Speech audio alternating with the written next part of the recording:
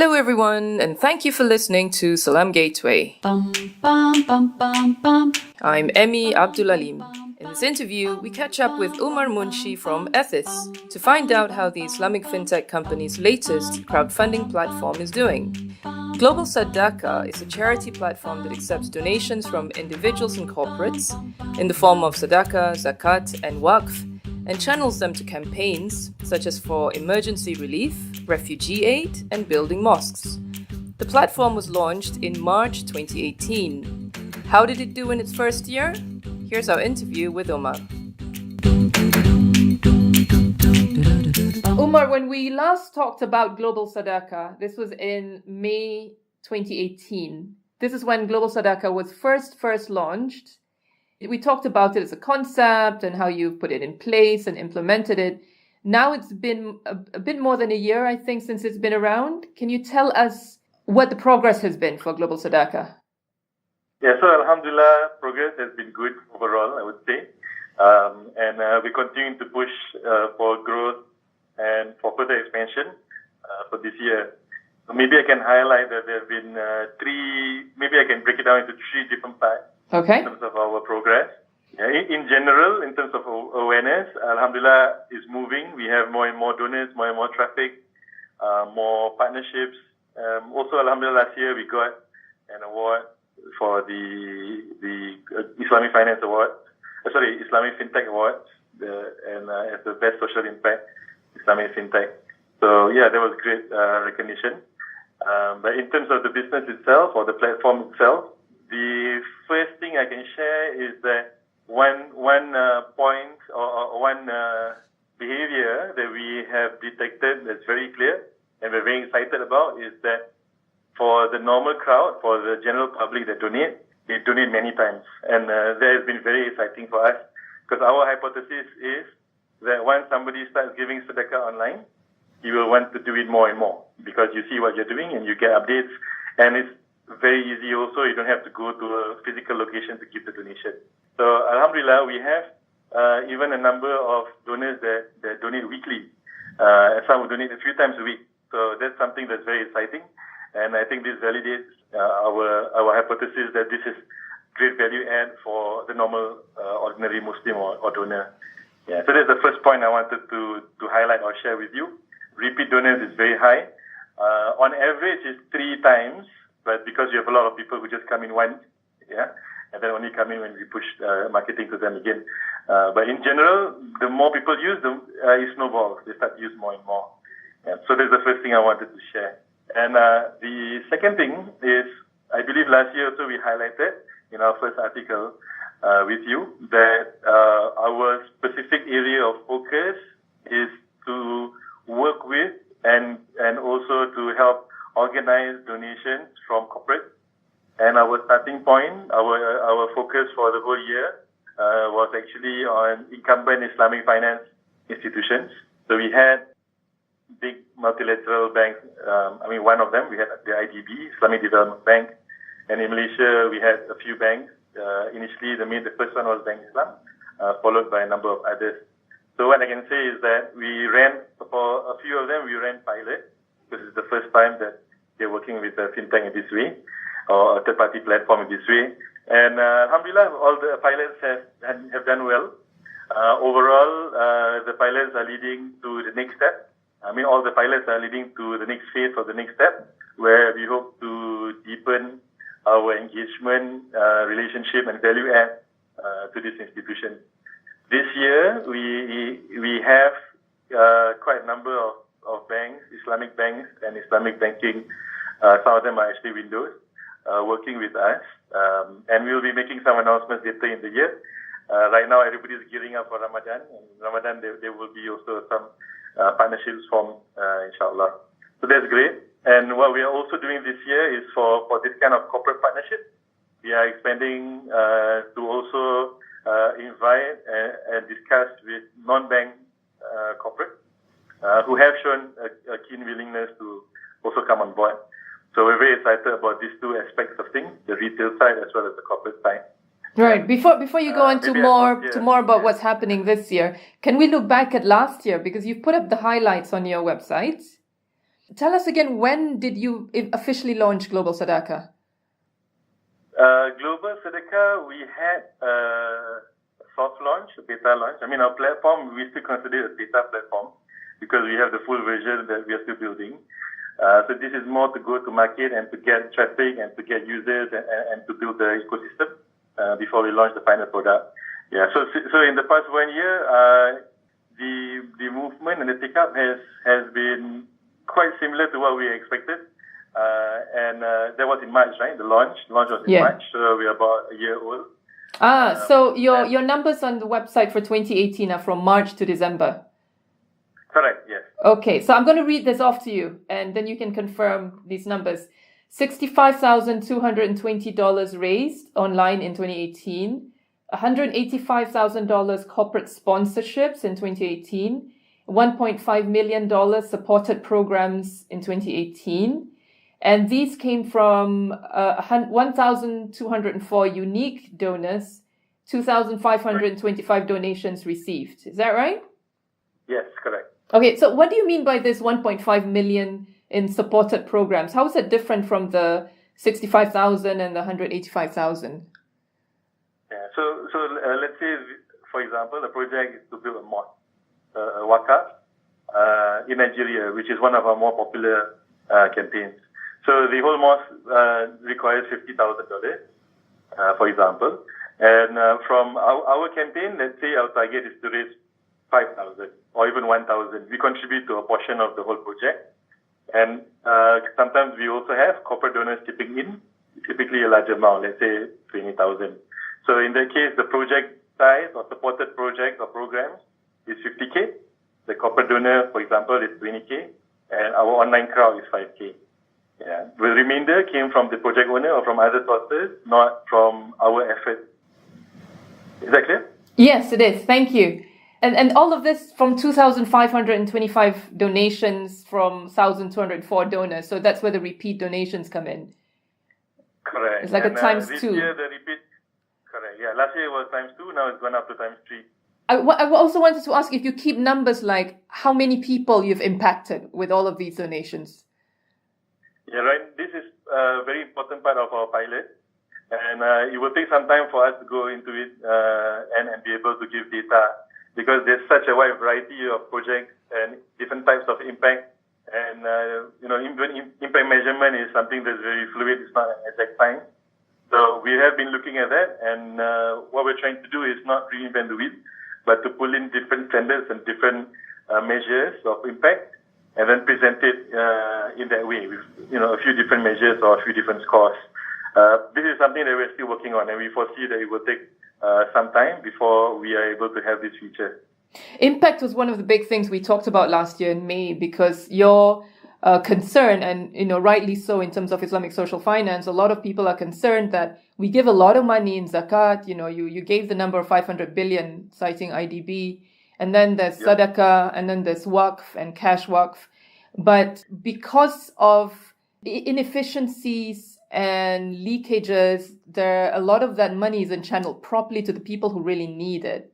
So I know that you're still compiling all of that data to measure impact, but can you give us an indication of whether or not you're happy with the way that the last year has performed for Global Sadaqah in terms of improving on impact?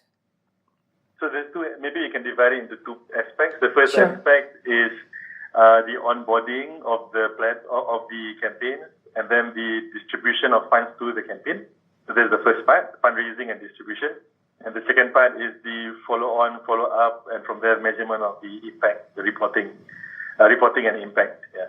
So for the first part, I think in principle, everything is quite good. It's going well.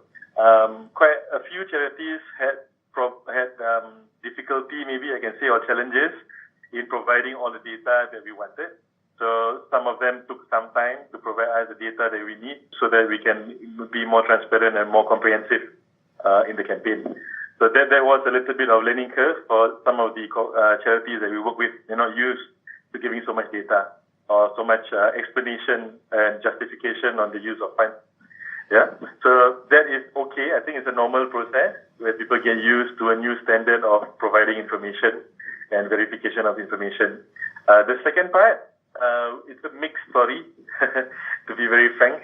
There are some project owners, campaign owners, charities, of charity partners that have been very forthcoming and timely in providing reports and updates, and sometimes even without us having to chase them, they're giving us those updates. Whereas for others, although they commit in our agreements and our standards to provide updates, they take longer than they're supposed to provide those updates. Yeah. So right now, what we're doing is we are trying to see how to help them streamline their process through technology. So we're building a tool for our charity partners to make it easier for them to have direct reporting using our tool, so that we receive the data when they are on the ground getting the raw information and pictures and so on.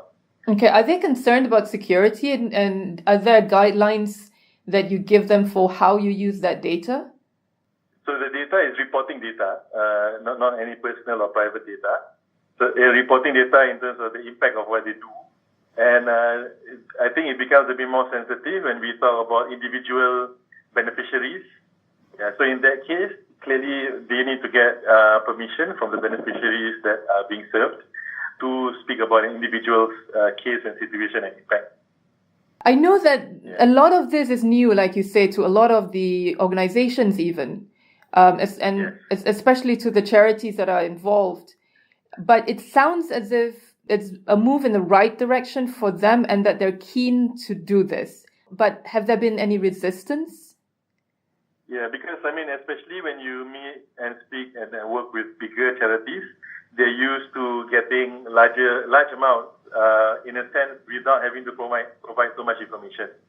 So for us, given our current stage, we raise a few $1,000s typically, and most tens of thousands of dollars, not into the hundreds of millions of dollars. So, but our requirements are so much more. So a few of them said, okay, when we have the resources to provide you what you need, then we'll come back to you. Yeah, so for those guys, we said, okay, fine, no problem. When the time comes, we will explore working together again. So we do lose some clients in that way. But for those who come on board, and those who are willing to provide the information, they understand it's a process of building up. And it's a process also of getting repeat donations and building relationships with the donors. But that is where the value add is in the long run, not immediately getting a lot of donations. Before we go on to what you're going to do this year in terms of expansion and achieving a lot more scale, I remember last year you telling us that you charge 5% plus 2.5%. Is this still applicable, or have new charges been added? It's still applicable and it's still the same.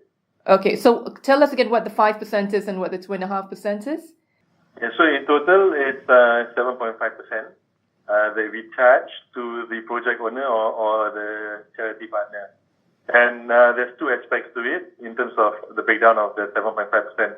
The first portion, 5%, is for usage of the platform, which is more of the technology, their what you call microsite or their profile site, getting their data, curating the data, creating media for them, and then putting the campaign out there, as well as marketing the campaign to some extent organically on our own site. So that's for the 5%, basically crowdfunding to raise funds. Yeah, and the 2.5% is for ongoing commitment or ongoing efforts, which is mainly working with them to get reports, and from there trying to measure the impact. Although right now we're not reporting on the impact in a structured way. But yeah, we work closely with them. We also go on site visits where suitable or where possible, if it's in Malaysia or in Southeast Asia. We even went to a site visit to Africa last year. So all of that is not at the beneficiary's cost, and it's part of the ongoing expansion or development of our relationship with them and the donors that are supporting them. So those are the two aspects why we have these two fees. And so far, the feedback has been positive, that the charity partners are happy and willing to have these fees given to us. Although, of course, the lower the better, and we also want to reduce it over time. But at this stage, just to be very candid also, platforms like us need a few years before we can break even. So right now, we still have to spend and subsidize the business operations and growth. But eventually, we need to be sustainable. So at this point, having the 7.5 works for both sides. So on to the point of what's happening this year and what you just said, that platforms like yours, and I think you mean by that Ethis, you're still subsidizing Global Sadaqah. How has the team worked and how will it expand to push more work for this year and to be able to onboard more companies and more beneficiaries? Yeah, so last year our growth has been good overall, not incredibly fast or not booming in that sense, but that's because also we are learning as we go and we are adjusting as we go, especially in our relationships with the different Islamic economy stakeholders and the charity ecosystem. So that is still ongoing. We have not put everything is not set in place in an ideal manner yet. It's still a work in progress, and it will take many years to reach the ideal situation. So the focus has been on building up our infrastructure last year, while also achieving some growth. Now this year we're going to push on both sides, which is infrastructure, continuing on infrastructure, as well as definitely pushing on growth. So for growth, maybe I can put it this way: last year we limited the scope of, especially the number of corporate donors that we want to work with, because we need to learn from the first time.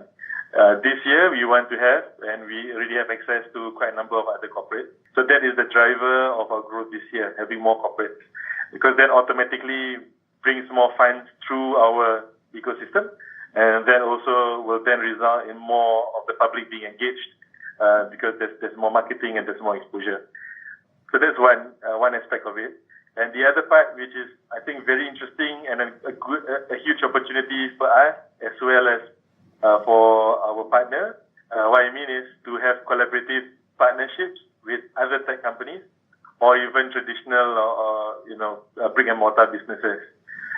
For example, our main running partnership is a partnership with Salam Web, which you've probably heard of, where they have a simple widget, some form of gamification feature. The more you use Salam Web, the more donations will be given by Salam Web to a campaign, and that campaign currently is hosted on or is with Global Sadaqah. So what we're looking at is to work with other apps, work with other technology companies, so that we can also partner with them where we can have a feature for their users to also give donations, or for this kind of arrangement like with Salam Web. Okay, before we let you go, Ramadan is coming up really, really soon. What's in store on Global Sadaqah for Ramadan? Is there going to be, a lot more campaigns, or are you going to push more marketing to get more people involved in giving zakat and sadaqah? Yeah, so for this Ramadan, we have 3 areas of focus. So one area is, this is very high demand every year. Muslims want to give to mosques during Ramadan, especially development of new mosques, especially if it's a Waqf. So we have a few Waqf assets or mosques, which are mosques that are being developed in various countries, from Nigeria to Indonesia to Singapore, that we plan to feature and list on our platform so that Muslims can donate and give Waqf during Ramadan. That's the first one. Second one is another favorite donation type in Ramadan, which is to donate for iftar, for the breakfast. Because we know that and we believe that if you were to help give someone food for iftar, then whatever hasanah or whatever reward that person got for his fast would also be clocked in on our side, right? So that's something that we're working on also, to give iftar to different communities, whether it's low-income people or even refugees. We will have this kind of campaigns, inshallah. And the third focus, actually, this is in line with one of our corporate partners, which is, I can name them, it's Alliance Islamic Bank. They have a very good program with one of the main national foundations here in Malaysia to support single moms who are in a difficult position because of bad past, marriage that did not work out, or other family conditions or situations, sickness, illness, and so on, that put them in a difficult position. So this is something that is developing people who are at risk of facing challenges, because most of the campaigns involve empowering them by helping them start up small businesses or providing, for example, inventory for an existing small business. So we'll keep our eyes and ears open, and looking forward to Ramadan on Global Sadaqah. Thank you, Omar. Thank you so much, Ali. bum bum bum bum bum bum bum bum bum bum bum bum bum